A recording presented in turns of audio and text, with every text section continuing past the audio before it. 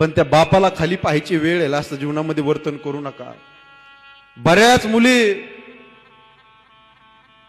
पळून जातात, बाप वाट पाहतो, माझी गुड्डी रोज येत असते अजून का नाही आली. बापाला बातमी कळते की मुलगी कोणत्या तरी परक्या पोरासोबत पळून गेली. कळाल्यानंतर बाप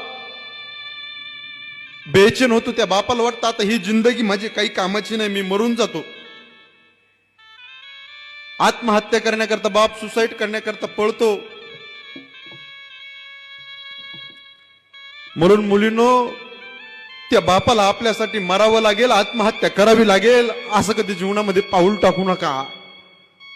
लग्न करायचं असेल